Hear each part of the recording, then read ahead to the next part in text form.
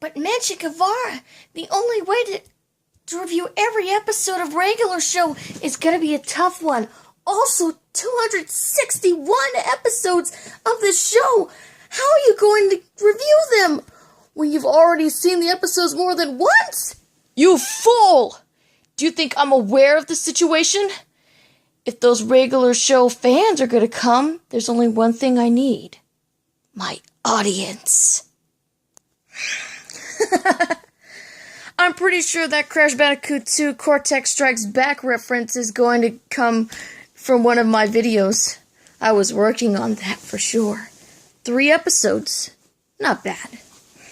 Now we're getting into some good episodes with Death Punchies and Free Cake. Some you're probably familiar with. And Death Punchies is what I'm going to talk about next. The one that began the whole Dig Champs, Dig Dug reference thing. Here's the thing. Rigby doesn't like being player 2. He prefers to be player 1. And, Mordecai plays punchies with him, which he's weak to. He can't beat anyone at punchies. Not Muscle Man, not Skips, not even Pops. And what Skips does kind of damages his I think his butt cheek. He becomes the one cheek wonder. I'm sorry. And then, embarrassed by, what's happened. He then runs to the room, jumps on Mordecai's bed, messing it up severely, and then he finds some advertisement in a phone book, Death Kwon Do, which he can learn some moves from. However, the Sensei Wu guy tells him that Death Kwon Do is a form of art, but from Rigby's point of view, he just wants to hit harder. He does like Rigby's determination, and then decides to show off some moves to him. The leg lifts of death, the pelvic thrust of death, but Rigby wants to learn a death punch, but it's not for beginners because he only wants to use it for revenge. So Rigby just tears out the page and then he decides to do it for himself. Gaining cut-up short pants, a mullet, and his hair's kind of back, just like that.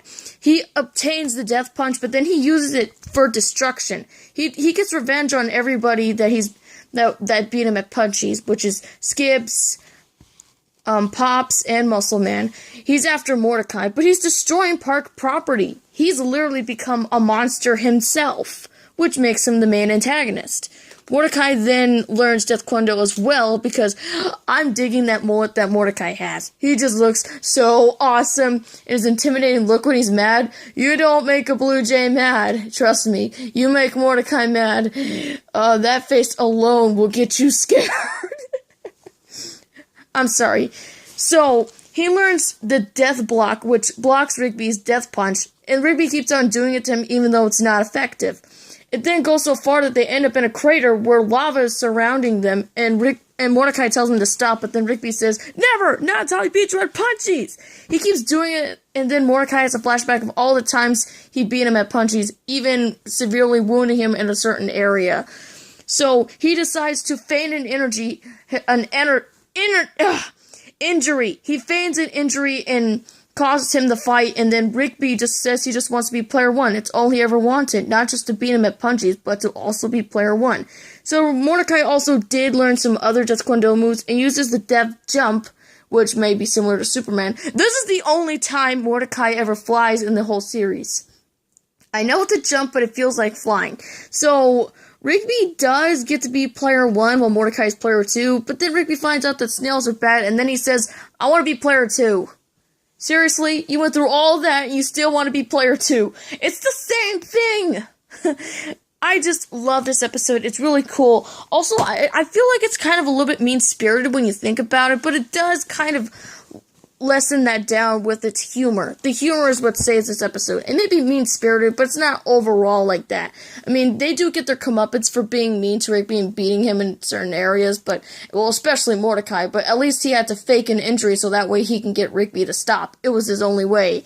Oh yeah, and let's not forget about Free Cake. Yeah, this episode, which is episode 5. So, basically, they just want cake. This is just the thing. Mordecai and Rigby just want to eat cake. So they go to a store, and they try to go to places where they have cake, but they don't. There's a chocolate cake, the snack bar, but it's only for birthday parties. Pops tells him that it's Skip's birthday, but he's never been surprised. Oh, where have I seen this before? Oddly enough, though, it's basically like a charming birthday of My Little Pony when you think about it, where Kimono was never surprised, but she was eventually in the end of the episode. I don't know, it's like a callback to the episode, but I just kind of feel like it's kind of needed here. This episode alone executes it in a little bit better. Yes, it's a surprise party, but I can tell what they were doing. It's kind of creative when you think about it. They just lie to Benson saying that Skips does want a surprise party, even though he doesn't want to. He wants to be left alone. And then, they get the cake, and then they have to deliver it to the party, but then they see Skips doing this ritual sort of thing. It's the sort of thing that kind of happens on his birthday. I don't know. He fails to do the ritual, and then these Guardians of Eternal Youth, which are these babies in space, and Gary, which is this guy with stars for eyes, is like literally there. I don't get why, but they kind of drained Skips of his health because he failed to do a ritual. I mean, Mordecai does say that they're the reasons why he couldn't complete the ritual, and they say that they're willing to save his life if they give up the cake. Which, of course, the babies like is chocolate. Even though they don't eat the chocolate, they just rub it on their faces because they're babies, they're supposed to do that. They may be guardians of a galaxy, but, well, not really like the movie, but they're like guardians in space. They're still babies. They still need to act like babies. Which is kind of cool. The personalities and stuff like that kind of, which make them guardians, still makes them infants inside or whatever. So they go to the party, they get transported to the party, and then Benson did say that he couldn't trust those two, but Pops did bring a spare, which is vanilla, which they don't like. Another good episode. I gotta tell you, these episodes are just really awesome. Once again, we're off to a pretty good start. Now, I'm going to talk about 2 episodes, Meet Your Maker and Grilled Cheese Deluxe, which, at first, it does kind of sound bad with Meet Your Maker, because we know this episode, it's where Rigby, gets Mordecai in trouble with these hot dogs, saying that, Benson told him not to grill the hot dogs, but then Rigby does, and then it's just, they get on fire, they're inside a lake, and then Mordecai gets really mad, and then he says that one thing that sort of pinches a nerve and got it censored from some airings. He, crosses his arms and says this: "You pissed me off." In other airings on Cartoon Network, they kind of censored that with "you ticked me off," or they just don't have that scene at all, but that scene alone should have been proof why Mordecai had enough, because he was sick and tired of being in trouble because of Rigby. And though Rigby said he'll try to fix this, Mordecai does give him the chance. They go to the meat locker room, which Rigby was supposed to keep open, but then left it open with bags of ice. And Mordecai is about to do it once again until they get locked inside, which is, I kind of feel bad because I think Mordecai has hypothermia where he's really cold and stuff. I mean, yeah, in Pokemon, ice is really effective to birds, so Mordecai kind of has this kind of disadvantage when it comes to ice, where Rigby, he's freezing too, but Mordecai's the one that's severely shivering. They call for help for the guys, but they're making too much noise, they can't hear him. Mordecai's just really upset. And then Rigby uses a drumstick, and then just, I don't know, he just hits this thermometer, and then Mordecai tries to stay warm, but is unable to, and then the ice freezes him up to the point where he collapses. And then Rigby has to drag Mordecai to find some hot dogs, and then they do find hot dogs. Well, no, Rigby finds hot dogs, but they're alive, and then he tells them that they'll set him free if they do one thing. Then Mordecai's daydreaming of being with Margaret. They're spinning, and then Rigby, in a hot dog form, then comes up and says, "I'll fix it!" Growing ginormous, and then Mordecai wakes up from his icy coma. I guess this made Mordecai an Articuno, I guess. For crying out loud, he looks like Articuno! Did he absorb that ice? Because now the ice isn't affecting him anymore. Seriously, he's not even shivering throughout the part of the episode where they're with the hot dogs. I think he's literally fine. He probably turned into Articuno, except now he's anthropomorphic. So yeah, the hot dogs say it's their destiny to get eaten, so they do find the way out because of them. It's the hot dogs that did get them to get out, but it turns out that the hot dogs were planning to eat them because their other brothers and sisters were massacred by the hand of the barbecue or whatever. And then Mordecai, Benson, Pops, and Skips are marinating in barbecue sauce, and then they're about to get Rigby, but then he runs off and then sprays mustard on one of them, and then they start eating it. Oh boy, this comes up with the cannibalistic behavior now. But it's kind of, yeah. I would kind of scream too if I saw the Wiener Schnitzel and multiple clones, the Wiener Schnitzel mascot, the hot dog guy, eating himself because they're evil, and it is kind of creative when you think about it. Though Rigby does say that it was the hot dogs that caused it. He says that Benson was the one that bought those super annoying rare hot dogs, and then they get mad at him for it, and then Mordecai's like surprised because Rigby almost kind of took the blame, but it wasn't really necessary. I think the part alone kind of destroys it. I don't think Benson really deserved it. I bet those hot dogs tasted really good. In reality, hot dogs I eat, they're actually really good. If we're talking about the Oscar Mayer kind, or basically the Frankfurters, those are really good. Those are probably what they tasted like. Now, grilled cheese deluxe. This episode is with Mordecai and Rigby watching internet videos. And yes, people, this is the debut with the ostrich video. You know, the ostrich with, kicking this guy. Yeah, we've all seen it. The first ostrich in regular show. That's not Jeremy!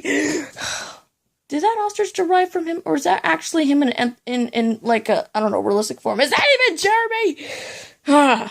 So, basically, those grilled cheese sandwiches that they were eating were actually Benson's, but then Rigby lies saying that there was actually, he bought them. So then their day off is ruined because of Rigby, and now they have to go get another grilled cheese deluxe for Benson. They come up with this contest, whoever lies is like the winner, I guess, and then they go to Cheezers to get the grilled cheese deluxe, and then Rigby lies to some space astronauts saying that there are space cadets. They get sent, they actually go to the space cadet studio or wherever, some kind of station, and then they keep telling lies, which apparently those guys actually buy. Though they do kind of show some kind of knowledge when it comes to those, it just gets too berserk, and they kind of cause like a malfunction and some kind of atomic disaster. I don't know what it is, but I think it's some kind of nuclear molecule, which apparently needs a body to sacrifice in order to stop it. They're basically the only ones who could stop it, but there's this one thing I like in the episode, and that's when Mordecai says, "Look, I need to tell you the truth. I have a condition that makes me forget things at times of extreme stress. Lieutenant Riggs doesn't have that condition. He's just an idiot." Hey! It's just so funny. So, right when you think that Mordecai is going to sacrifice Rigby, he actually throws the grilled cheese deluxe in there, because it was some kind of solid. And, yeah, they do get hurt in the process. They do admit, well, Rigby admits that they're not astronauts, proving that Mordecai is the better liar than Rigby. Though, yeah, they did save the city, and the astronauts say that they should never pretend to be astronauts or else they'll get him. It's just kind of odd. They save the city, and they're not even awarded, I guess they get a comeuppance. Never lie. So, yeah, the episode ends with them giving him the grilled cheese sandwich, which is apparently burnt now, and then Rigby tells this really crazy truth, but then Mordecai lies saying, "We ran it over by accident." Yeah, he kind of gets away with the lie right there, but then Benson buys it. Yeah, so that's part 2. I hope you enjoyed this, and I'm going to get to You Of Course Have Got to Go, Prey Callers, Dawn, Rigby's Body, and Mordecai and the Rigby's next video. I'm sorry, people, but I need to do these in parts. These are like full episode reviews. They deserve parts of their own. Maybe think of that as a good sign. Enjoy!